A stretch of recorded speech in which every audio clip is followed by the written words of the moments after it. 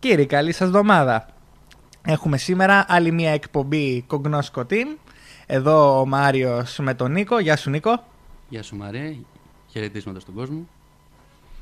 Στη σημερινή μας εκπομπή θα συνεχίσουμε τη νέα σειρά που ξεκινήσαμε την προηγούμενη εβδομάδα, που έχει να κάνει με την αρχαία Ελλάδα, με τους Περσικούς πολέμους και την πορεία πώς ξεκινάμε από την Ιωνική Επανάσταση και θα καταλήξουμε στην τελική νίκη των Ελλήνων απέναντι στην Περσική επιβουλή.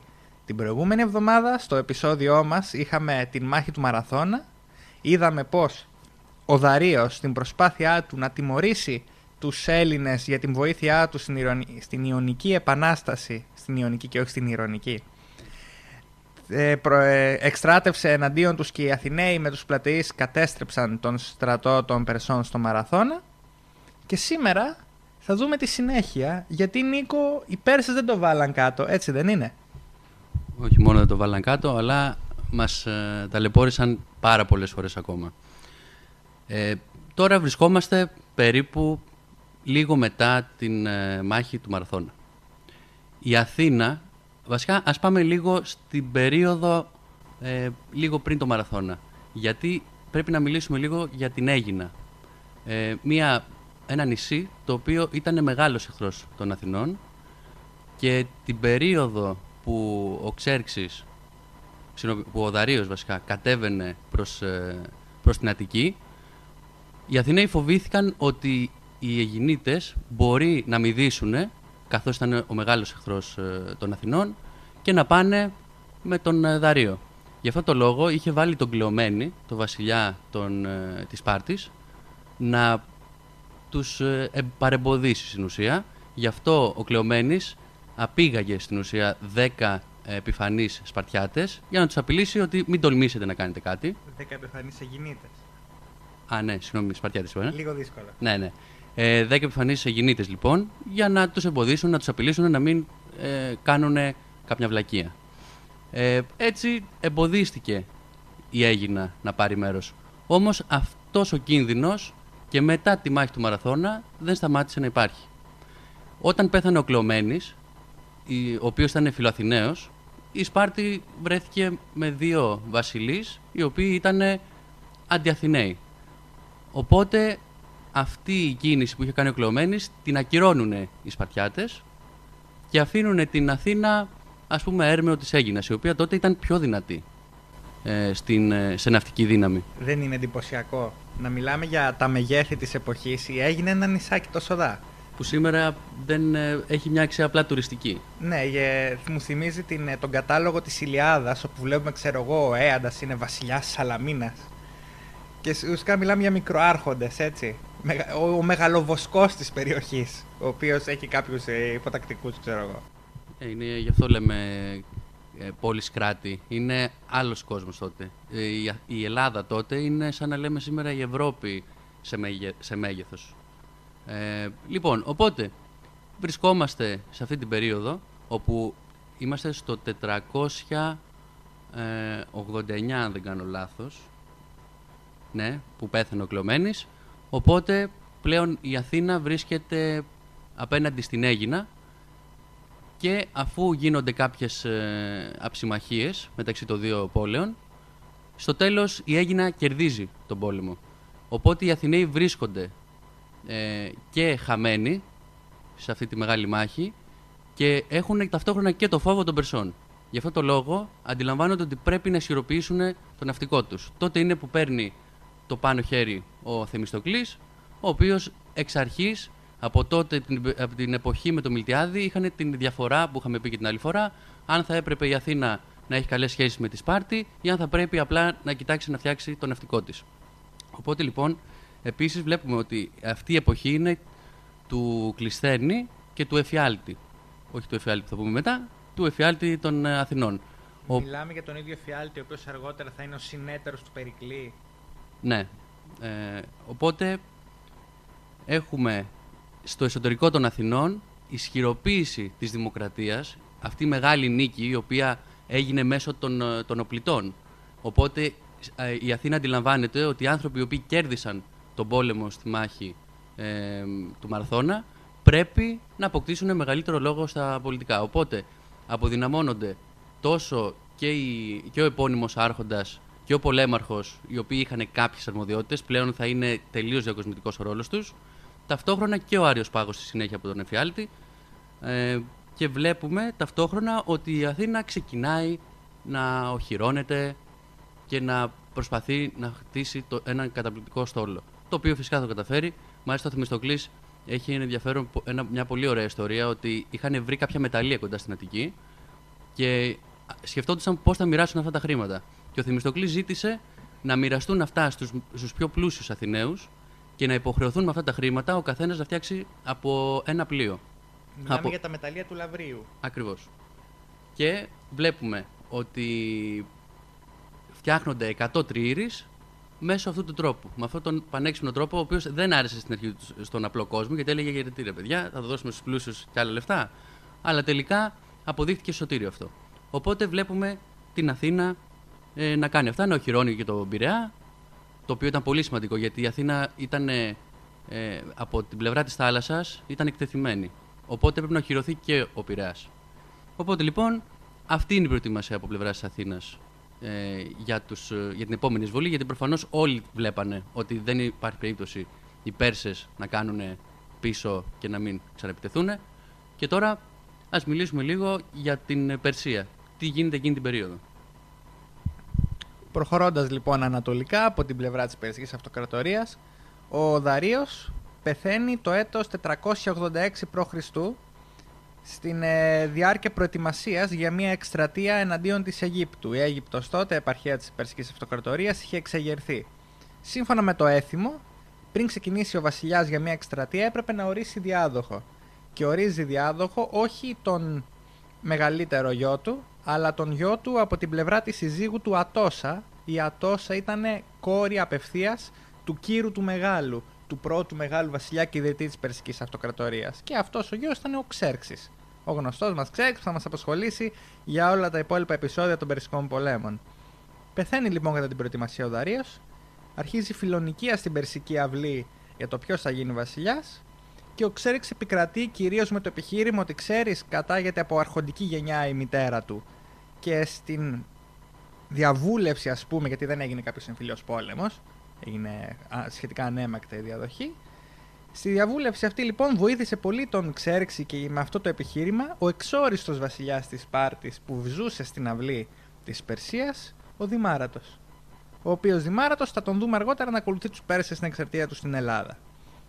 Ο Ξέρξης λοιπόν, με το που ανεβαίνει στην εξουσία, από τις πρώτες του κινήσεις θα είναι να κάνει την εκστρατεία που σχεδίαζε ο πατέρας του εναντίον των Αιγυπτίων, θα τους καταστήλει, μετά θα καταστήλει και μια εξέγερση των Βαβυλωνίων που ο ίδιος είχε ουσιαστικά προκαλέσει, καθώς πήρε το μεγαλύτερο ιερό τους, το άγαλμα του Μαρδούκ, του θεού της Βαβυλώνας, και του είχε λιώσει για να το κάνει νομίσματα.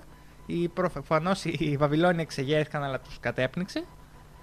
Και έχοντας ησυχάσει με το εσωτερικό του μέτωπο, ο Ξέρξης αποφάσισε να ολοκληρώσει το μεγάλο καημό του πατέρα του, δηλαδή την εκστρατεία για την τιμωρία των Ελλήνων. Αρχίζει λοιπόν μια τεράστια πολεμική προετοιμασία, η οποία αφορά την συγκέντρωση ισχυρού στρατεύματος, ισχυρού στόλου, λογιστικής υποστήριξης και βέβαια διπλωματία, με το να πείσει ή να απειλήσει ή να δωροδοκίσει τις περισσότερες ελληνικές πόλεις να μηδήσουν.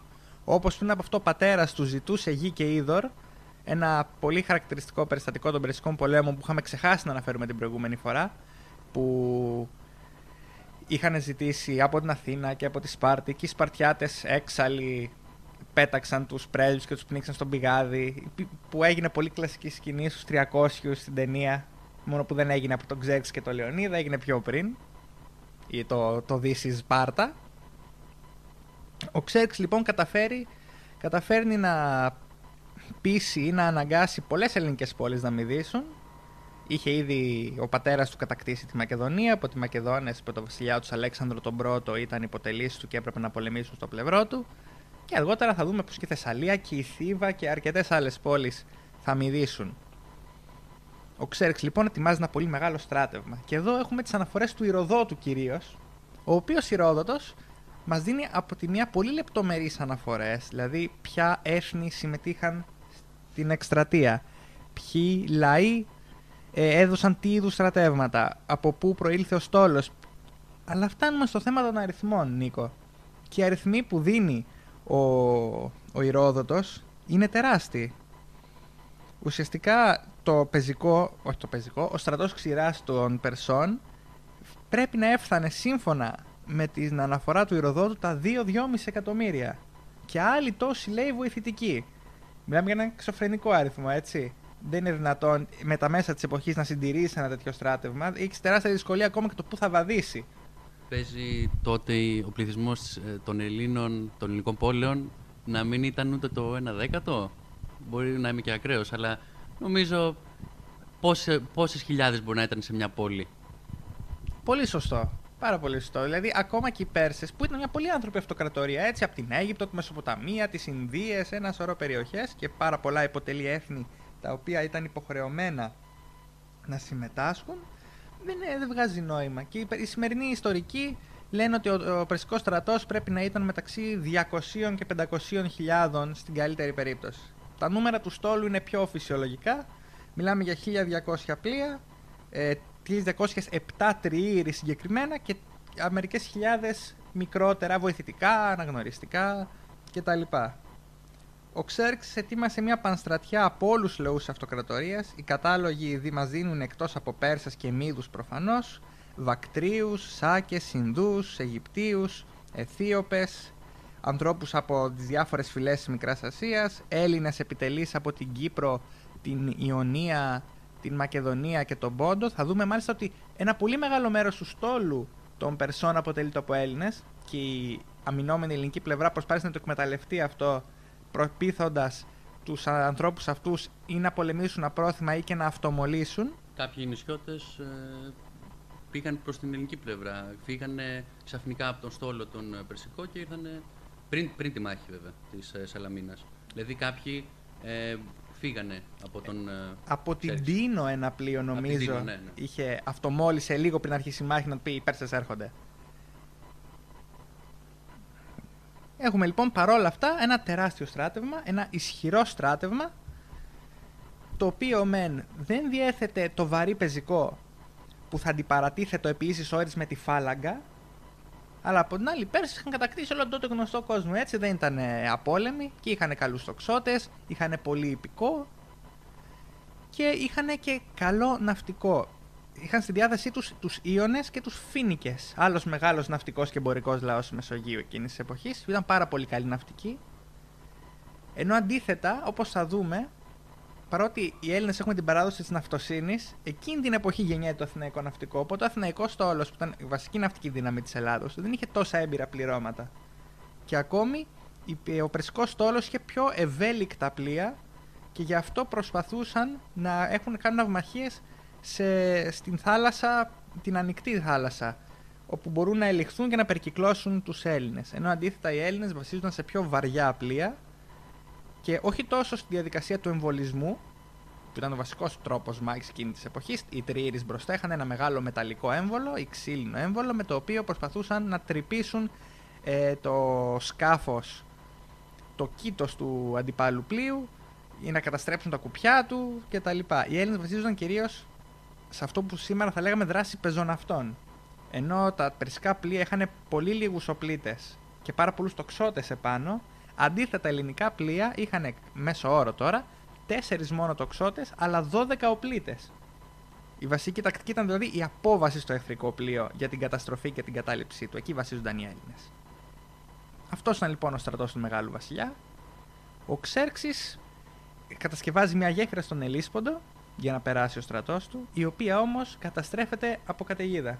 Και θα δούμε και άλλες φορές πως οι Πέρσες είχαν την απόλυτη καντεμιά στις καιρικές συνθήκες, που τους υπονόμευσε πάρα πολύ την προσπάθεια και ιδιαίτερα το στόλο τους, ο οποίος έπαθε πριν την πρώτη επαφή με τους Έλληνες, είχαν ήδη υποστεί τεράστιες απώλειες, όπως και πρόβλημα και ο Μαρδόνιος στην πρώτη εκστρατεία. Ο Μαρδόνιος συμμετάσχει και σε αυτή την εκστρατεία, ακολουθεί τον Ξέρξη από τους υπαρχηγούς του. Και λέγεται ότι ήταν αυτός που τον έπεισε τη στιγμή που άλλοι στρατηγοί του λέγανε ότι δεν έχει νόημα να πάει προς την Ελλάδα. Ο Μαρδόνιος όμως επέμενε λόγω του ιστορικού που υπήρχε της ήττας του στο παρελθόν.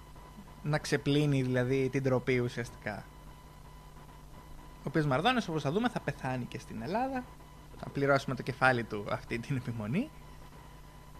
Ο Ξέρξ λοιπόν, οργισμένος απέναντι στην καταστροφή της γέφυρας, πλωτή γέφυρα με πλοία στον Ελίσποντο, θα διατάξει να μαστιγώσουν τη θάλασσα και να ρίξουν αλυσίδες, έτσι αναφέρεται από τον Ηρόδοτο, για να την τιμωρήσει, να τιμωρήσει τον Ποσειδώνα, να τιμωρήσει τους θεούς της θάλασσας που του κατέστρεψαν τη γέφυρα και την προσπάθεια να περάσει το στρατό του απέναντι. Όπως και να έχει, οι Πέρσες θα ξαναφτιάξουν τη γέφυρα, θα περάσει ο στρατός από τη Θράκη, θα σιγουρέψει την υποταγή της Μακεδονίας και θα αρχίσει να κατηφορίζει προς τον νότο αυτό το μεγάλο στράτευμα. Ενώ αντίστοιχα ο Στόλος ακολουθεί κοντά για να υποστηρίζει το στρατό και για να τον προστατεύει από ελληνικές επιθέσεις από την πλευρά της θάλασσας. Οπότε έχουμε, Νίκο, τις ελληνικές δυνάμεις να βρίσκονται όχι σε πανικό, αλλά σίγουρα σε τεράστιο άγχος που έρχεται ένας τεράστιος περσικός στρατός ξανά να τους επιτεθεί. Σωστά. Και βλέπουμε τους Έλληνες από τη στιγμή που ο Ξέρξης θα δώσει εντολή για διάνοιξη διόρυγας στον Άθο, με η περιοχή η οποία λίγο καιρό πριν είχε καταστραφεί ο στόλος του Μαρδονίου, βλέπουμε ότι οι Έλληνες αντιλαμβάνονται ότι πλέον οι Πέρσες είναι αποφασισμένοι να κάνουν πιο συντονισμένη επίθεση και γι' αυτό πανικόβλητοι σε μεγάλο βαθμό θα ξεκινήσουν να παίρνουν τα μέτρα τους. Γι' αυτό το λόγο 31 πόλεις θα συναντηθούν στον Ισθμό, στην Κόρινθο, για να αποφασίσουν τις επόμενες κινήσεις τους. Μάλιστα υπήρχαν ήδη πρώτοι μηδισμοί, όπως είπες και εσύ πριν λίγο. Γι' αυτό μια από τις πρώτες αποφάσεις είναι ότι πρέπει να συντρίψουν αυτούς οι οποίοι έχουν προδώσει τους Έλληνες. Μάλιστα για κάποιους ιστορικούς είναι ίσως η πρώτη συντονισμένη άμυνα των Ελλήνων, ότι εκεί φαίνεται για πρώτη φορά ξεκάθαρα η ενότητα των Ελλήνων. Δεν νομίζω ότι ισχύει ακριβώς αυτό, αλλά σε μεγάλο βαθμό βλέπουμε σίγουρα μια ξεκάθαρη ελληνική άμυνα. Μπορούμε να πούμε ότι ήταν η πρώτη φορά που αυτή η ενότητα και η εθνική συνείδηση δοκιμάστηκε απέναντι σε έναν κοινό εχθρό. Ναι, και δεν είχε να κάνει με εσωτερικές διαμάχες, είχε με εξωτερικές. Οπότε λοιπόν βλέπουμε λοιπόν στην Κόρινθο να μαζεύονται οι Έλληνες για να αποφασίσουν. Μάλιστα δεν συμμετείχαν πολλές πόλεις, όπως στη Θεσσαλία, στη Βιωτία και άλλα ελληνικά φύλλα στη Βόρεια Ελλάδα. Δεν θα συμμετάσχουν σε αυτή τη συνάντηση. Και σε αυτή τη σύναξη, ας πούμε, ξεκινάει μια κόντρα για το ποιος θα ελέγχει το στρατό ξηράς και το ναυτικό. Η Σπάρτη ξεκάθαρα όλοι συμφωνούν ότι πρέπει να πάρει την αρχηγία στο στρατό ξηράς. Θα την πάρει ο Λεωνίδας. Στη θάλασσα υπάρχει το εξής. Υπάρχουν κάποιες πόλεις όπως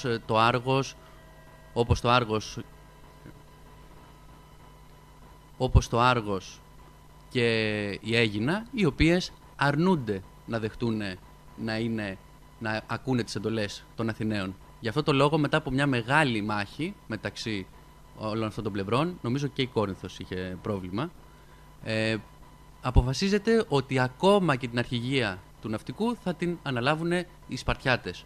Και οι Αθηναίοι μπροστά στον κίνδυνο τον περσικό το δέχονται. Έχουμε τον Ναύαρχο Ευρυδιάδη, έτσι, να ηγείται των δυνάμεων των Σπαρτιατών. Τον δεύτερο βασιλιά της Σπάρτης. Και η Αθήνα, μια από τις πρώτες της κινήσεις είναι να δώσει εντολή να επιστρέψουν όλοι οι εξωστρακισμένοι Αθηναίοι, οι οποίοι είχαν εκδιωχτεί, όπως ο Αριστίδης ο Δίκαιος, ο οποίος ήταν από τους πρώτους που είχαν εξωστρακιστεί. Βλέπουμε λοιπόν την Αθήνα, η οποία αντιλαμβάνεται ότι μπροστά σε αυτόν τον κίνδυνο πρέπει άμεσα να επιστρέψουν όλοι οι Αθηναίοι και ενωμένοι να αντιπαρατεθούν στους Πέρσες. Μάλιστα, εκεί βλέπουμε ένα αδύναμο σημείο του εξωστρακισμού, ενός θετικού σε μεγάλο βαθμό για εκείνη την εποχή μέτρου, το οποίο, αφού το παίρνουν πίσω, μάλιστα δίνεται εντολή ότι από εδώ και πέρα όσοι εξωστρακίζονται δεν θα πρέπει να φεύγουν σε μεγάλη απόσταση από την Αθήνα για την περίπτωση που γίνει κάτι κακό. Δηλαδή και σας εξορίζουμε, αλλά μην φύγετε πολύ μακριά, μπορεί να σας χρειαστώ στο μέλλον. Τι ωραίο σύστημα. Ήταν εξαιρετικό για εκείνη την εποχή. Οπότε τους λέγανε μάλιστα ότι εάν τολμήσεις να φύγεις πέρα από αυτή την απόσταση, αφαιρούνται όλα στα πολιτικά δικαιώματα. Μην τολμήσεις να ξαναγυρίσεις. Οπότε έτσι βλέπουμε τους. Ο εξωστρακισμός διήρκούσε 10 χρόνια, έτσι, δεν ήταν ισόβιο. Δεν ήταν ισόβιος, ναι, ήταν 10 χρόνια. Και μάλιστα δεν ξέρω κατά πόσο μετά από 10 χρόνια θέλανε να γυρίσουν, άμα δεν υπήρχε κάποιος σοβαρός λόγος. Άμα είχαν την περιουσία τους. Ναι, η οποία νομίζω δεν χανότανε εκείνη την εποχή, απλά την παραλαμβάνανε άλλοι μέχρι να επιστρέψουν. Οπότε λοιπόν, και ο Ξάνθιπος ήταν επίσης μια πολύ μεγάλη προσωπικότητα των Αθηνών η οποία γύρισε. Ειδικά ο Αριστίδης θα παίξει και το ρόλο του μάλιστα στη συνέχεια. Βέβαια και στη Σαλαμίνα, υποστηρίζοντας τον Θεμιστοκλή στην απόβασή του να εγκαταλείψουν την πόλη και θα είναι ο ηγέτης του Αθηναϊκού στρατού στις πλατείες. Σωστά. Οπότε λοιπόν, αφού οι Έλληνες κάνουν αυτές τις προετοιμασίες, ξεκινάει ο Περσικός στρατός και ο στόλος να κατηφορίζει από τη Μακεδονία προς τη Θεσσαλία. Και εκεί θα γίνουν πράγματα και θάματα. Οι περσικές δυνάμεις θα προσπαθήσουν να προωθηθούν στον νότο και οι Έλληνες, γνωρίζοντας ότι δεν μπορούν να τους αντιπαρατεθούν επίσης όρις σε ανοιχτό πεδίο, σκέψου κιόλας ειδικά η Θεσσαλία που είναι όλοι flat, φαντάσου να αντιμετωπίσει εκεί τον Περσικό στρατό και τον Περσικό υπηκό. Μιλάμε για εγγυημένη καταστροφή. Οι Θεσσαλοί λοιπόν συμβουλεύουν τον Θεμιστοκλή να στείλει στρατό στα Τέμπη, να κλείσει τα στενά των τεμπών, ώστε να σταματήσει εκεί τους Πέρσες σε στενό χώρο. Με 10.000 στρατιώτες λοιπόν, ο Θεμιστοκλής, αρχηγός των Αθηναίων, πηγαίνει στα Τέμπη. Ο ελληνικός στόλος αντίστοιχα προχωράει από τη θάλασσα. Και ενώ οι Έλληνες περιμένουν από εκεί τους Πέρσες, οι οποίοι είναι στη Μακεδονία και σιγά σιγά πηγαίνουν προς τον νότο, οι Μακεδόνες, συγκεκριμένα ο Αλέξανδρος ο Πρώτος, ο οποίος είναι υποτελής των Περσών, αλλά όπως θα δούμε στη συνέχεια είναι ξεκάθαρα παρά τη θέλησή του εκεί και θα υποστηρίξει το ελληνικό στρατόπεδο, πηγαίνει στους Έλληνες και τους λέει: μην πάτε στα Τέμπη. Τα Τέμπη δεν είναι τόσο ισχυρό πέρασμα, υπάρχουν πάρα πολλές παρακάμψεις και οι Πέρσες δεν θα δυσκολευτούν να σας υπερκεράσουν και να σας περικυκλώσουν. Παρά τις εκκλήσεις των Θεσσαλών να μην τους εγκαταλείψει, ο Θεμιστοκλής υποχωρεί, εγκαταλείπει τα Τέμπη και προχωράει προς τον νότο και έτσι η Θεσσαλία θα μηδήσει χωρίς μάχη. Θα δούμε πολλές φορές πολλές πόλεις να παρακαλάνε να μην φύγει ο στρατός, ενώ στην ουσία δεν υπάρχει πρακτικά κάποιος τρόπος να κερδίσεις, γιατί ο καθένας στο φινάλε ήταν πόλεις κράτη, κοιτάγανε να σωθούν οι ίδιοι. Οπότε το λέω αυτό γιατί οι Θεσσαλοί δεν είχαν κανένα πρακτικό, αντιλαμβανόντουσαν ότι δεν υπήρχε περίπτωση να κερδίσουν εκεί πέρα. Αλλά παρόλα αυτά, επειδή ήταν η πόλη τους, έπρεπε να την προστατεύσουν. Αυτό θα το δούμε μετά που πλακώνονται οι Έλληνες στη συνέχεια μετά τις Θερμοπύλες. Φαίνεται και πάρα πολύ από τη διαδικασία των μηδισμών που η μία πόλη για να βγάλει το μάτι της διπλανής πήγαινε με τους Πέρσες, σου λέει για να νικήσουμε και να φάμε τους αντιπάλους μας. Αθάνατο ελληνικό πνεύμα. Αθάνατο ελληνικό πνεύμα. Για παράδειγμα η Θήβα. Η Θήβα και πολλές πόλεις βιωτείες οι οποίες μύδισαν και το έκαναν αυτό για να ανταγωνιστούν τους εχθρούς τους όπως Αθηναίους και τις υπόλοιπες πόλεις οι οποίες προσπάθησαν να αντισταθούν. Εγκαταλείπονται λοιπόν τα Τέμπη. Πέφτει η Θεσσαλία. Και οι Έλληνες θα συγκεντρωθούν σε ένα άλλο στενό, πιο καλό, πιο απροσπέλαστο, πιο μικρό, όπου δεν μπορούν οι Πέρσες να τους υπερκεράσουν. Αυτό είναι οι περίφημες Θερμοπύλες. Οι Θερμοπύλες βρίσκονται στον σημερινό Μαλιακό κόλπο, βασικά στο Μαλιακό κόλπο, γιατί η φυλή των Μαλιαίων κατοικούσε εκεί, στις εκβολές του Περχιού. Σήμερα, από το χώμα που έχει φέρει ο Περχιός, οι Θερμοπύλες είναι ολόκληρη πεδιάδα. Δεν είναι σε καμία περίπτωση στενό πέρασμα. Εκείνη την εποχή όμως, οι Θερμοπύλες είχαν μήκος περίπου 100 μέτρα στο μακρύτερο σημείο τους. Λέγονται Θερμοπύλες γιατί εκεί είχαν κάποιες πηγές θερμών υδάτων και οι αρχαιότερες εποχές οι Φωκείς, οι οποίοι ήταν μια δύναμη σχετικά κοντινή προς την περιοχή, η οποία σήμερα θα λέγαμε ότι είναι Λοκρίδα, Αυστιότιδα, είχαν κτίσει ένα τείχος. Οι ελληνικές δυνάμεις λοιπόν αποφασίζουν να ξαναχτίσουν το τείχος των Φωκιαίων, να κλείσουν το στενό και να προχωρήσουν σε αυτό το σημείο για να αντισταθούν εναντίον των Περσών. Και να πούμε ότι το τείχος δεν το φτιάξαν από νεκρούς Πέρσες που βλέπουμε στην ταινία. Ήταν κανονικό τείχος. Ωραία σκηνή. Ναι, από τις καλύτερες. Οι ελληνικές δυνάμεις αποτελούνται από στρατιώτες κυρίως από την Πελοπόννησο αλλά και κάποιες άλλες περιοχές. Οι Αθηναίοι δεν θα συμμετάσχουν με πεζοπόρο τμήμα. Οι Αθηναίοι θα στείλουν στόλο να καλύψει τις θερμοπύλες, γιατί τι νόημα έχει να κάτσει στις θερμοπύλες, όταν ο Περσικός στόλος μπορεί απλά να σε προσπεράσει και να αποβιβάσει στρατό σε μια παραλία λίγο πιο κάτω.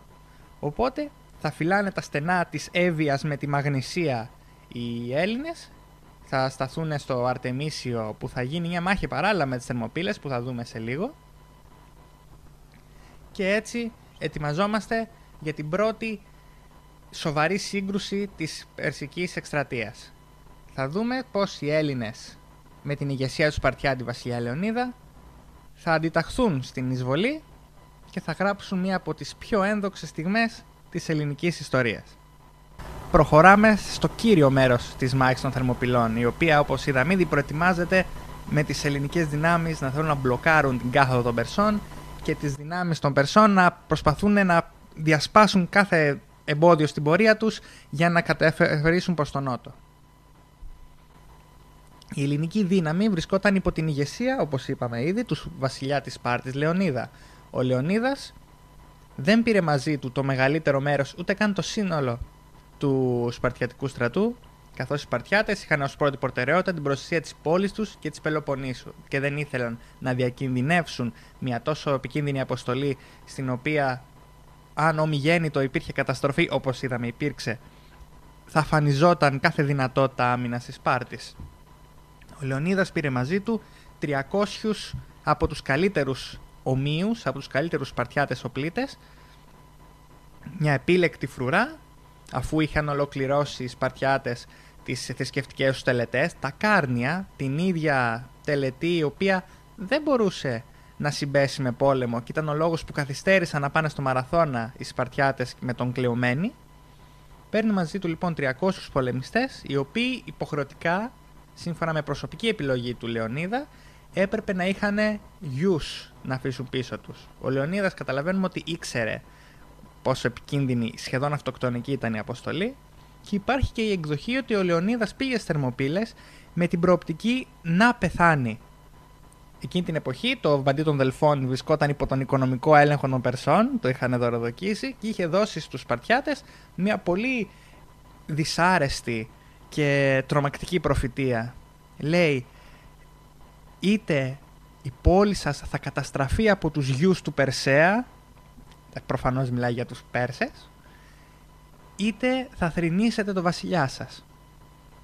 Μπορούμε να σκεφτούμε ότι πέρα από τις όποιες στρατηγικές επιλογές, και δεν μπορούμε φυσικά να είμαστε μέσα στο μυαλό των δρόντων της εποχής, ο βασιλιάς Λεωνίδας σκέφτηκε ότι σε ένα καθαρά σπαρτιατικό πνεύμα απόλυτης αυτοθυσίας και υπηρεσίας προς την πόλη, ότι δεν χρειάζεται να ζήσει αν είναι να σώσει την πόλη του. Εκείνος θα κάνει ό,τι μπορεί.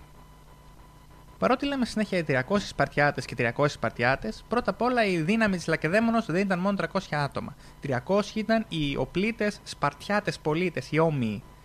Μαζί τους ήταν περίπου 1000 περίοικοι. Οι περίοικοι ήταν οι κάτοικοι στα πέριξ της Σπάρτης, οι οποίοι δεν είχαν πολιτικά δικαιώματα και ασχολούνται κυρίως με το εμπόριο και τη βιοτεχνία, αλλά βαριά οπλισμένοι συμμετείχαν στη μάχη στο πλευρό των ομοίων.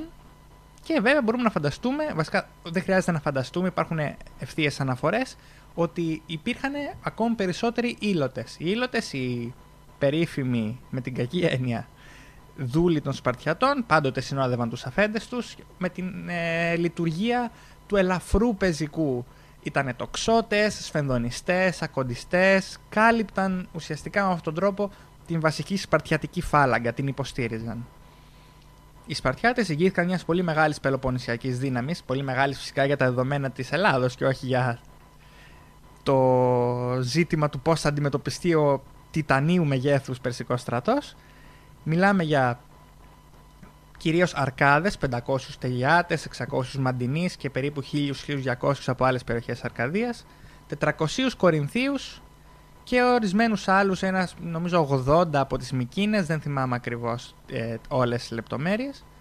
Μαζί με τους Σπαρτιάτες τάχθηκαν 400 Θηβαίοι, οι οποίοι ανήκαν στην πατριωτική, ας το πούμε, παράταξη των Θηβών, τη μειοψηφούσα, η οποία αντιδρούσε στην απόβαση της πόλης τους να μηδήσει και να υποκύψει στους Πέρσες. Υπήρχαν Λοκροί, Αθηναίοι όπως είπαμε δεν υπήρχαν, καθώς αυτοί αναλάμβαναν σε αυτή τουλάχιστον τη συγκυρία καθαρά το ναυτικό κομμάτι. 700 θεσποιείς υπό τον ηγέτη του στον Δημόφιλο, που θα δούμε και θα παίξουν ένα πολύ ηρωικό κομμάτι στη μάχη, και 1000 φωκείς, οι οποίοι θα αναλάμβαναν να φυλάνε τα νότα των Θερμοπυλών. Οι φωκείς θα φύλαγαν τα διάφορα ορεινά περάσματα, από τα οποία θα μπορούσαν οι Πέρσες να ευνηδιάσουν και να υπερκεράσουν την άμυνα των Πελοποννησίων στις Θερμοπύλες, και ο Πελοποννησιακός στρατός θα στεκόταν στο τείχος των Φωκαίων, στην παραλία, στο στενό ανάμεσα στο βουνό και τη θάλασσα, που όπως είπαμε ήταν πάρα πολύ μικρό και εύκολο να το περασπιστεί η φάλαγγα, χωρίς καν να εκθέτει το μεγαλύτερο μέρος των δυνάμεών της, για να σταθούν απέναντι στους Πέρσες. Έρχεται λοιπόν η ώρα της σύγκρουσης. Οι Πέρσες στρατοπεδεύουν μπροστά στις Θερμοπύλες, οι Σπαρτιάτες και οι υπόλοιποι Έλληνες είναι έτοιμοι, και ο Ξέρξης διαβουλεύεται μαζί με τους στρατηγούς του. Και ανάμεσα σε αυτούς, ανάμεσα στην αυλή, υπάρχει και ο Δημάρατος, ο εξόριστος βασιλιάς της Σπάρτης. Ρωτάει λοιπόν ο Ξέρξης τον Δημάρατο, τι είναι αυτοί οι Σπαρτιάτες? Οι Σπαρτιάτες, του λέει ο Δημάρατος, είναι οι πιο γενναίοι και οι πιο καλοί πολεμιστές στη γη. Όταν πολεμάνε ένας προς ένα, δεν έχουν κάποια σημαντική διαφορά από τους υπόλοιπους πολεμιστές, αλλά όταν είναι ενωμένοι στη φάλαγγά τους είναι ανίκητοι. Υπάρχουν διάφορα περιστατικά γύρω από αυτή τη συζήτηση. Λένε για παράδειγμα οι ανιχνευτές του Ξέρξη. Είδαμε από μακριά τους Σπαρτιάτες να κάθονται και όχι απλά να μην ετοιμάζονται για πόλεμο, αλλά να χτενίζονται, να περιποιούνται τους εαυτούς τους. Τι είναι αυτό, δείγμα αδειλίας? Είναι απόλεμοι, είναι απροετοίμαστοι? Και όταν το ακούει αυτό ο Δημάρατος θα απαντήσει ότι σε καμία περίπτωση ίσα ίσα αυτό το κάνουν γιατί ετοιμάζονται να πεθάνουν και προετοιμάζουν τον εαυτό τους για το θάνατο. Ο Σπαρτιάτης δεν υποχωρεί, δεν δειλιάζει και δεν φεύγει ποτέ. Είναι τέτοιο το πάθος και η πειθαρχία του προς την πόλη του. Τι προτείνεις, του λέει ο Ξέρξ, τι να κάνουμε? Θα τους επιτεθούμε, πώς θα αντιδράσουμε? Πόσο στρατό έχει η Σπάρτη? Η Σπάρτη, λέει, έχει 8.000 ομοίους, οι οποίοι θα πεθάνουν μέχρι ενός. Η λύση που προτείνει ο προδότης πρώην βασιλιάς της Σπάρτης στον Ξέρξη για το πώς θα κατακτήσει την πόλη του είναι: πάρε το στόλο και κάνε απόβαση στα Κύθυρα, που είναι κάτω από τη Λακωνία. Άμα καταλάβεις τα Κύθυρα και κάνεις εκεί μια βάση, οι Σπαρτιάτες θα δυνατούν να υπερασπίσουν την υπόλοιπη Ελλάδα και θα πρέπει να συγκεντρωθούν στην άμυνα της πόλης τους. Θα τους διασπάσεις, θα διασπάσεις το κοινό μέτωπο των Ελλήνων και έτσι θα αποδυναμωθούν. Η συμβουλή αυτή όμως δεν ακούστηκε ευτυχώς από τους Πέρσες, καθότι δεν ήθελαν να διασπάσουν το στρατό και το στόλο τους. Γενικά το βλέπουμε αρκετές φορές στην ιστορία. Θα το δούμε και στις εξαιτίες του Μεγάλου Αλεξάνδρου. Παρότι οι Έλληνες σύμμαχοι των Περσών πολλές φορές είχαν καλές ιδέες για το πώς θα πολεμήσουν τους άλλους Έλληνες, οι Πέρσες δεν τους άκουγαν. Αυτό ήταν πάρα πολύ σωτήριο, δόξα τους θεούς. Αυτό ήταν πολύ σωτήριο και στην εκστρατεία του Μεγάλου Αλεξάνδρου, όπου ο μόνος αρχηγός του Περσικού στρατού που θα μπορούσε να νικήσει τον Αλέξανδρο με τις έξυπνες τακτικές του και τα καλά του σχέδια ήταν ο Μέμνον ο Ρόδιος, τον οποίο οι Πέρσες όχι απλά δεν ακούσανε, τον σφάξανε κιόλας. Ευτυχώς για μας, ευτυχώς για την Ελλάδα. Χωρίς να έχει ακουστεί λοιπόν η συμβουλή του Δημαράτου, ετοιμάζονται οι Πέρσες. Και εδώ έχουμε πάλι την πολύ περίφημη σκηνή. Θα πάνε οι πρέσβεις στους Σπαρτιάτες, παραδοθείτε, και θα ακουστεί το περίφημο «Μολόν λαβέ». Δώστε τα όπλα σας, έλα να τα πάρεις. Και εκεί έχουμε και την άλλη ατάκα, που και αυτή την είδαμε στην ταινία. Λένε τα βέλη των Περσών θα σκοτεινιάσουν τον ήλιο, είναι τόσοι πολλοί. Σιγά, απαντάει ένας Σπαρτιάτης, ο Διηνέκης, ακόμα καλύτερα. Αντί για να πολεμάμε στον ήλιο, θα πολεμάμε στη σκιά. Έτσι, ένα πολύ εμβληματικό στιγμιότυπο που δείχνει το θάρρος και την τέλεια αυταπάρνηση και περιφρόνηση της Σπαρτιατικής δύναμης από την πλευρά των Ελλήνων. Την ίδια στιγμή που έχουμε τις Θερμοπύλες, υπάρχει και ένα άλλο μέτωπο, στο Αρτεμίσιο. Εκεί είναι οι ναυτικές δυνάμεις ουσιαστικά που συγκρούονται μεταξύ των Ελλήνων και των Περσών. Οι Πέρσες στην αρχή θα στρατοπεδεύσουν στις ακτές της Μαγνησίας. Μάλιστα λέγεται ότι ήταν τόσο πολλά τα πλοία, όπου είχαν δημιουργηθεί σε ολόκληρη τη λωρίδα εκεί της Μαγνησίας 8 σειρές από πλοία. Τόσο μεγάλο ήταν το ναυτικό. Οι Έλληνες από την άλλη, κυρίως με τους Αθηναίους, είχαν στρατοπεδεύσει στο Αρτεμίσιο, στην κορυφή, στα βόρεια της Εύβοιας. Μάλιστα είχαν όχι από την πλευρά που είναι η Σκιάθος, από την πλευρά που πάει προς τον παγασιτικό κόλπο. Προσπαθούσαν να κλείσουν την είσοδο του Σπαρτιατικού ναυτικού για να περάσει, να προστατεύσει τους Πέρσες που πηγαίνουν στις Θερμοπύλες. Οπότε λοιπόν στην αρχή οι Έλληνες στέλνουν 3 πλοία για αναγνώριση. Οι Πέρσες θα τους καταστρέψουν τα 2 από τα 3. Αυτή είναι η πρώτη μάχη που έχουμε σε αυτή τη δεύτερη εισβολή. Την πρώτη μάχη μεταξύ των 2 πλευρών. Εδώ τα πράγματα είναι λίγο μπερδεμένα, γιατί υπάρχει από τη μία η διήγηση του Ηροδότου και από την άλλη υπάρχει ένα ψήφισμα το οποίο έχει βρεθεί, το οποίο ήταν του Θεμιστοκλή, τα οποία κατά μία έννοια συγκρούονται. Από τη μία οι Αθηναίοι, σύμφωνα με το ψήφισμα πρότεινε ο Θεμιστοκλής, θεωρούσαν απίθανο το να προστατευθεί, το να μην πέσουν οι Θερμοπύλες. Γι' αυτό το λόγο λάμβαναν μέτρα για την επόμενη μέρα, όπως θα πούμε και μετά που η Αθήνα και η Αττική θα αρχίσουν να φεύγουν οι κάτοικοι, και βλέπουμε ότι προετοιμάζονται κατά μία έννοια για μια άλλη μάχη. Γι' αυτό το λόγο υποτίθεται ότι δεν στέλνουν πάρα πολλά πλοία στο Αρτεμίσιο. Όμως μάλλον όπως δείχνουν τα πράγματα, γιατί το ναυτικό χρειαζόταν πάρα πολύ για να υποστηρίζει τις Θερμοπύλες, για να μην μπορέσει ο στόλος των Περσών να φτάσει. Οπότε θεωρείται πιο πιθανή η διήγηση του Ηροδότου από το ψήφισμα, το οποίο μπορεί και να μην πέρασε. Οπότε μάλλον οι Αθηναίοι όντως στείλανε το μισό τους ναυτικό για να προστατεύσουν την περιοχή. Από την άλλη, να πούμε κιόλας ότι η Σπάρτη δεν έστειλε, όπως είπες και εσύ, πολύ μεγάλο αριθμό. Έστειλε μόνο 300. Αυτό για πολλούς είναι δείγμα ότι για τη κοντόφθαλμης πολιτικής της Σπάρτης, η οποία πιο πολύ ενδιαφερόταν για τον Ισθμό παρά για τις Θερμοπύλες. Γι' αυτό το λόγο στάλθηκε αυτός ο μικρός αριθμός των Σπαρτιατών. Οπότε λοιπόν βλέπουμε ότι στο Αρτεμίσιο, στην αρχή, αφού στρατοπεδεύουν οι Πέρσες στη Μαγνησία και γίνεται η πρώτη σύγκρουση, τρομοκρατούνται οι Έλληνες, συνειδητοποιούν πόσο καλοί είναι οι Πέρσες, ή τουλάχιστον έτσι νομίζανε, γιατί μετά θα φανεί το αντίθετο. Αφού λοιπόν φοβούνται ότι μπορεί να δεχτούν μια ισχυρή επίθεση, αποσύρονται και πάνε πιο πίσω στη βόρεια πλευρά της Εύβοιας, αλλά στην πλευρά προς το Μαλιακό. Και έτσι οι Πέρσες θα φτάσουν μέχρι τις Εφέτες. Είναι μια περιοχή της Μαγνησίας, η οποία είναι στην είσοδο του Παγασιτικού κόλπου. Οπότε οι Πέρσες σιγά σιγά πλησιάζουν προς το Μαλιακό κόλπο να εισέλθουν μέσα. Και οι Έλληνες εκείνη τη στιγμή τρομοκρατούνται, γιατί σκέφτονται ότι μπορεί οι Πέρσες να έρθουν τη στιγμή που θα κάνουν μια μάχη να αρχίσουν να πλέουν προς την Αττική. Και απροστάτευτη Αττική να μην έχει τρόπο να εμποδίσει το στόλο των Περσών. Το ίδιο το οποίο φοβήθηκαν στο Μαραθώνα, έτσι. Σωστά, Μαρία. Και το οποίο το βλέπουμε πάλι, αλλά στη συνέχεια θα γίνει το εξής. Θα γίνει μια μεγάλη καταστροφή στον Περσικό στόλο, όσο ήταν στη Μαγνησία κυρίως, όχι στα Σήπια άκρα. Είναι η πρώτη περιοχή όπου πήγανε. Οπότε λοιπόν καταστρέφουν ένα τεράστιο κομμάτι του στόλου τους. Είναι οι γκαντεμιές που λέγαμε πριν, Μάρια. Είναι φοβερό αυτό το πράγμα. Δηλαδή, προφανώς δεν ξέρανε τα ελληνικά νερά, αλλά και πάλι πόσο πια. Δηλαδή, 3 φορές θα δούμε τώρα και μια τρίτη θα καταστραφεί ο στόλος τους, διότι θα πάνε θα στείλουν 200 πλοία οι Πέρσες για να αποκόψουν στον Εύρυπο την έξοδο των ελληνικών πλοίων για τα νότια.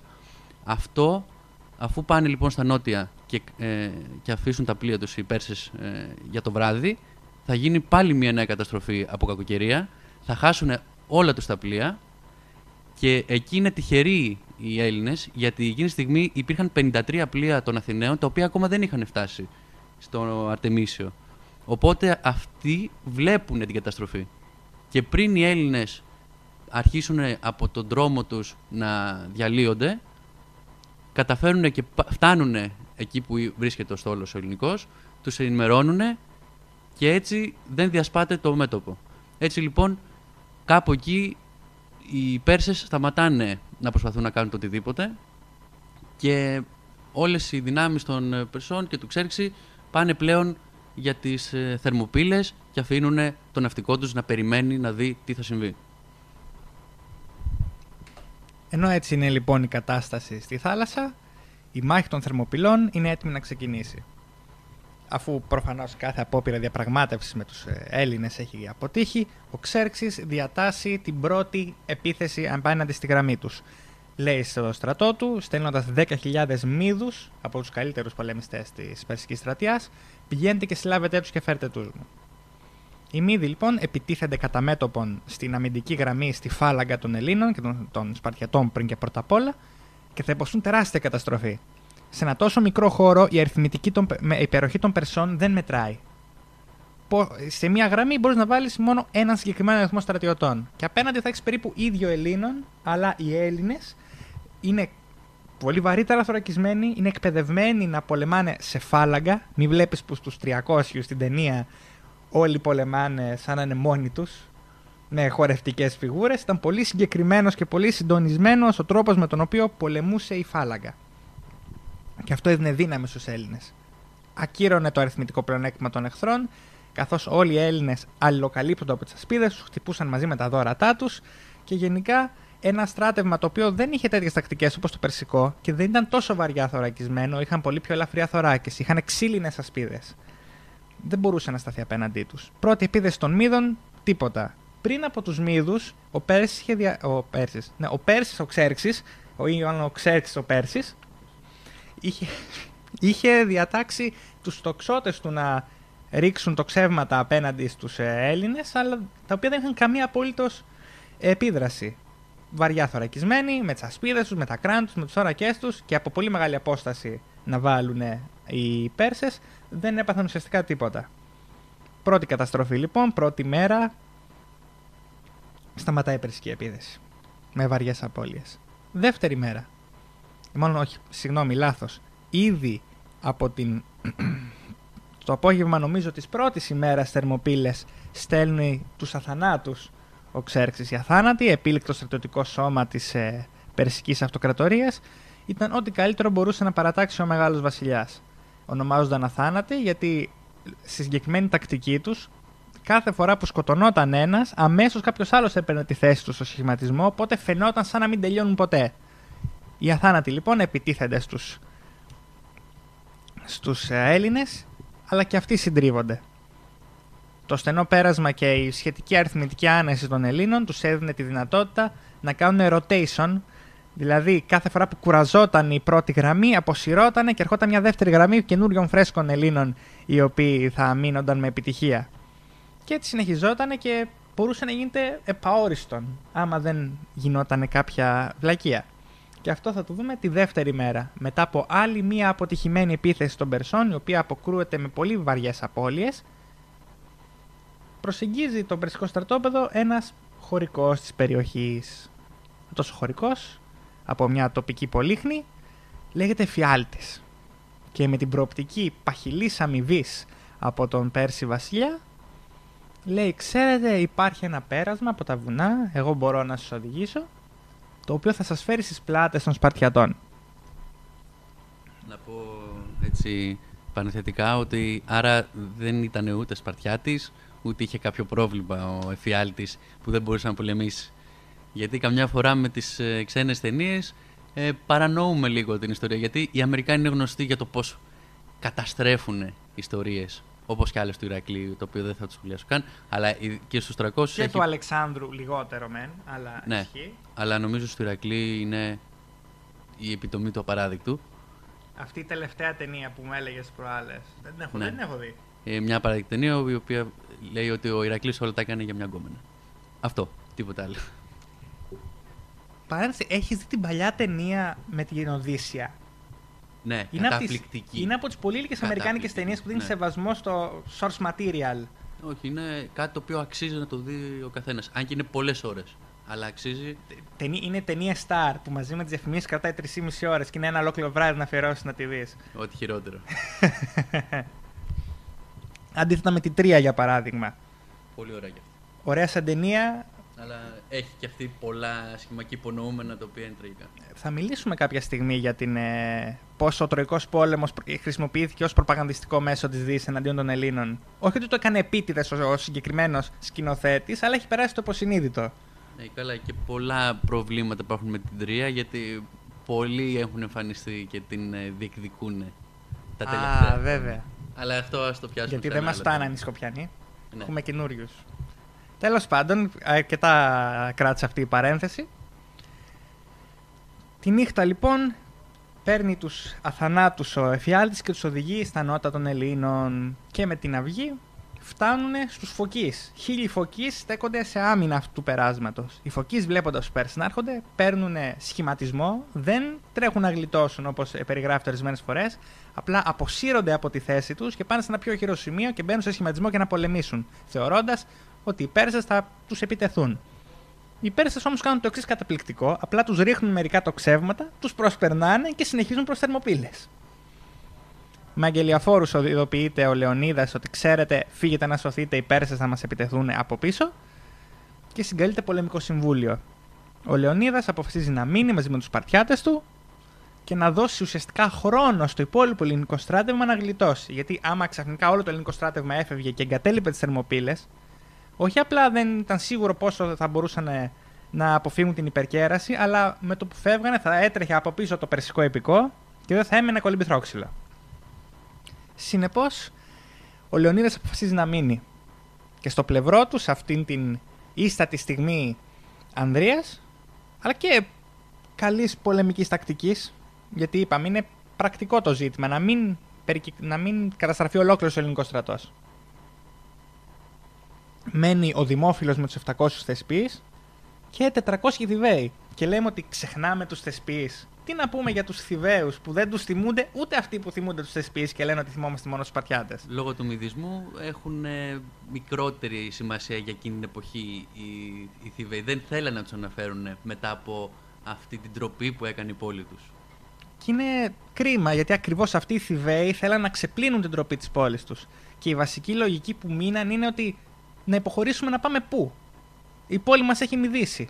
Εμείς πάμε ενάντια στην πόλη μας αυτή τη στιγμή. Ποια ήταν η πόλη η οποία μετά τα μυδικά δικαιολογούταν ότι δεν το αποφασίσαμε εμείς, αλλά αυτοί που μας κυβερνούσαν? Υπήρχε Η μια Θήβα. Νομίζω ήταν η Θήβα, γι' αυτό το αναφέρω. Αυτό δεν το γνωρίζω. Δεν παίρνω όρκο, αλλά ήταν σίγουρα μια ελληνική πόλη η οποία δικαιολογούταν ότι δεν είχαμε δημοκρατία, είχαμε ολιγαρχία και γι' αυτό δεν μπορέσαμε ως Δήμος να αποφασίσουμε να μην είμαστε στο πλευρό των Ελλήνων. Και οι ολιγάρχες αποφασίσανε το αντίθετο. Οπότε δεν είναι δική μας ευθύνη, γιατί είναι αυτό που λέμε η συνέχεια του κράτους καμιά φορά, εάν ισχύει τελικά ή όχι. Προφάσεις εναμαρτίες. Όπως και να έχει, μένουν Θηβαίοι, Θεσποιείς και Σπαρτιάτες να πολεμήσουν. Οι Σπαρτιάτες και ο ελληνικός στρατός γενικά περικυκλώνεται, όσο οι υπόλοιποι διαφεύγουν. Θα επιτεθούν και από μπροστά για άλλη μια φορά οι Πέρσες και θα ξεκινήσει μια σφοδρή μάχη. Ο Λεωνίδας θα σκοτωθεί από βέλος και οι Σπαρτιάτες θα πάρουν το σώμα του για να μην πέσει στα χέρια των εχθρών. Θα περικυκλωθούν όμως και κάποια στιγμή, ενώ έχουν μείνει λίγοι και απομονωμένοι, ο Ξέρξ απλά θα διατάξει μια βροχή από τοξεύματα που θα πέφτει συνέχεια. Μην ξεχνάμε ότι οι άνθρωποι της Ανατολής ήταν πάντα γνωστοί για την τοξευτική τους ικανότητα, μέχρι που θα πεθάνουν όλοι. Το σώμα του Λεωνίδα θα πέσει στα χέρια των Περσών και σε αντίθεση με το περσικό έθιμο, το οποίο επιζητάει συμπεριφορά υποτική και αξιοπρεπή προς τον νεκρό αντίπαλο, ο Ξέρξ μέσα στην οργή του θα διατάξει να το αποκεφαλίσουν και να το σταυρώσουν. Βεβηλώνει έτσι το πτώμα του Λεωνίδα και θα δώσει έναν ακόμη λόγο οργής και μίσους για τους Έλληνες για να εκδικηθούν. Και μην ξεχνάμε πόσο μεγάλο σύμβολο έγινε η μάχη των Θερμοπυλών, έτσι. Αντυχεί στην ιστορία. Είναι το βασικό πράγμα που σκεφτόμαστε όταν ακούμε τη λέξη Σπάρτη. Από αυτού που δεν πέθαναν ήταν οι Θηβαίοι, οι οποίοι ένα μέρος τους από ένα σημείο της μάχης και μετά παραδόθηκε και υποδουλώθηκαν στον Πέρση βασιλιά και τους έκανε σκλάβους. Ήταν οι επιζώντες των Θερμοπυλών. Και από τους επιζώντες των Θερμοπυλών υπάρχει μάλλον ένας Σπαρτιάτης. Δεν πέθαναν 300 Σπαρτιάτες, πέθαναν 299 Σπαρτιάτες. Ο οποίος Σπαρτιάτης, του οποίου το όνομα τώρα δεν το θυμάμαι. Μπορείς να με βοηθήσεις, Νίκο? Συνέχισε να το βρω. Αυτός ο Σπαρτιάτης, με το που γύρισε στη Σπάρτη, προφανώς ο άνθρωπος δεν υποτάκτησε. Αδιανόητο. Τον έστειλε ο ίδιος ο Λεωνίδας να στείλει μήνυμα. Να πει: εγώ έζησα και θα σας πω τι έγινε με τους Σπαρτιάτες. Πώς πέθανε ο βασιλιάς Λεωνίδας και οι Μήδοι πέρασαν. Στην πραγματικότητα αυτό που έγινε είναι οι Σπαρτιάτες να τον λιδωρούνε, να τον κοροϊδεύουνε, να τον ντροπιάζουν. Ο βασιλιάς πέθανε και εσύ τη γλίτωσες. Όλοι οι άλλοι θυσιάστηκαν και εσύ υποχώρησες. Και ο Σπαρτιάτης αυτός να το φέρει βαρέως. Και πολύ μεγάλη ντροπή που αυτός έζησε και οι συμπατριώτες του πέθαναν. Και όταν ήρθε η ώρα της μάχης των πλατεών, που θα μας απασχολήσει σε επόμενο επεισόδιο, επιδίωξε το θάνατό του, εγκατέλειψε τη φάλαγγα και όρμησε μόνος εναντίον των Περσών και τελικά σκοτώθηκε. Και έτσι οι Σπαρτιάτες αποφάσισαν να τον αποκαταστήσουν, επειδή απόδειξε έμπρακτα μετά θάνατον ότι ήταν άξιος γιος της Σπάρτης και όχι δειλός, αλλά όχι να τον τιμήσουν γιατί είχε παραβιάσει τις εντολές της φάλαγγας. Τώρα βρήκαμε και το όνομά του, ήταν ο Αριστόδημος. Επίσης, για να επιβεβαιώσουμε αυτό που λέγαμε πριν, αυτό που λέγαμε για αυτούς που υποστήριζαν ότι δεν μηδήσαμε εμείς, αλλά η ολιγαρχική είναι η Θήβα, όπως λέγαμε. Ουσιαστικά ήταν η μόνη μεγάλη δύναμη του νοτιοελληνικού κόσμου που μύδισε, έτσι. Δεν έχουμε κάποια άλλη σημαντική. Μικρές πόλεις. Οι βασικές δυνάμεις ήταν στην αντίσταση. Και γι' αυτό μπορούμε να το αναφέρουμε σε ένα άλλο επεισόδιο. Τα όσα τους κάνανε οι υπόλοιποι Έλληνες μετά τη μάχη των πλατεών ήταν λίγο θλιβερό. Τους συντρίψανε. Ήταν νομίζω και στον όρκο των πλατεών ότι δεν θα τιμωρήσουμε όλες τις πόλεις που μύδισαν. Και στον Ισθμό είχαν δώσει όρκο όσοι μυδίσουν να τους συντρίψουν. Ήταν κάτι το οποίο δεν το ξεχάσανε ποτέ. Και βασικά δεν το ξεχάσανε και μετά τα μυδικά για πολύ μεγάλο διάστημα. Να φανταστώ ειδικά οι Αθηναίοι που είχαν κόντρα με τους Θηβαίους πόσο πολύ θα ήθελαν να το επαναλαμβάνουν κάθε φορά. Κλείνοντας, έτσι εισαγωγικά ας πούμε, να αναφέρουμε ότι εκείνη τη στιγμή υπάρχει και ένα κομμάτι άλλο του ελληνισμού. Είναι οι Έλληνες της Ιταλίας. Αυτοί λόγω του φόβου των Καχιδονίων φοβούνται να στείλουν στόλο στην Ελλάδα, να το αναφέρουμε αυτό, γιατί φοβούνται ότι εάν τους γίνει επίθεση από τους Καχιδόνιους θα είναι αδύνατο να αντιδράσουν. Ειδικά ποια πόλη ήταν που φοβόταν κυρίως? Η μεγάλη δύναμη της Κιλίας. Οι Σιρακούσες, ναι. Νομίζω δέχτηκαν επίθεση κιόλας, δεν φοβούνται απλά. Θα δεχτούν στη συνέχεια. Οι αρχαίοι ιστορικοί λένε μάλιστα ότι οι Πέρσες προκάλεσαν επίθεση των Καρχιδονίων. Ναι, νομίζω αυτό θα γίνει σε λίγο.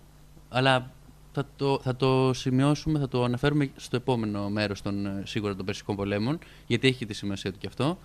Και μάλιστα, κλείνοντας, να πω έτσι ότι υπήρχε ένας Έλληνας, ο οποίος έστειλε 2 ή 3 πλοία, ο Φάιλος από τον Κρότονα, ο οποίος είχε στείλει 2 ή 3 πλοία να βοηθήσει τους Έλληνες. Και αυτόν μάλιστα θα τον τιμήσει ο Μέγας Αλέξανδρος μετά την εισβολή στην Περσία, στέλνοντας δώρα στον Κρότονα για να τιμήσει αυτόν τον έναν Έλληνα της Ιταλίας, ο οποίος θέλησε να βοηθήσει τους Έλληνες κατά της περσικής εισβολής.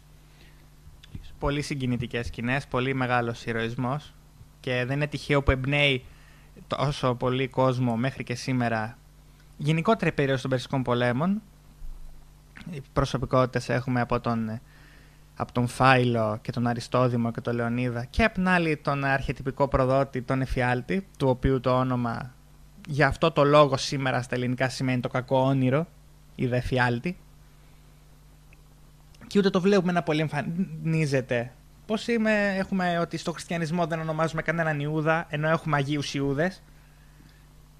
Μετά τον Εφιάλτη, τον συνεργάτη του Περικλή που είχε ήδη γεννηθεί εκείνη την εποχή και δεν θα άλλαζε προφανώς το όνομα του άνθρωπος, δεν συναντούμε κανέναν Εφιάλτη στην ελληνική ιστορία. Και λογικό. Και πάρα πολύ λογικό. Με τη θυσία των Θερμοπυλών, οι στιγμές είναι πάρα πολύ σκοτεινές για την προοπτική του ελληνικού κόσμου. Μαθαίνοντας τα νέα της καταστροφής, ο Θεμιστοκλής εκενώνει το στόλο από το Αρτεμίσιο και πλέον ξεχύνονται στερεά Ελλάδα οι Πέρσες χωρίς να μπορεί κανένας να τους σταματήσει. Σκέψου το ήδη, η πεδιάδα της Βιωτίας, μετά στην Αττική, δεν υπάρχει κανένα σημείο που μπορούν να σταματήσουν τους Πέρσες. Οι Πελοποννήσοι επιστρέφουν τρέχοντας στον Ισθμό και αρχίζουν να τον οχυρώνουν και οι Αθηναίοι βρίσκονται μπροστά σε ένα τρομερό δίλημμα. Τι να κάνουν, να αφήσουν την πόλη τους να καταστραφεί και να πολεμήσουν κάπου αλλού? Έχουν ακόμη πολύ δυνατό και σχετικά ακέραιο στόλο. ή να μείνουν εκεί ρισκάροντας την απόλυτη καταστροφή. Αλλά αυτά και το πώς θα φανεί μετά τη θυσία της Σπάρτης και το μεγαλείο της Αθήνας στην σωτηρία του ελληνισμού θα τα δούμε στο επόμενο επεισόδιο. Για το Εναλλακτικό Ραδιόφωνο ήταν ο Μάριος και ο Νίκος και θα τα πούμε την επόμενη εβδομάδα.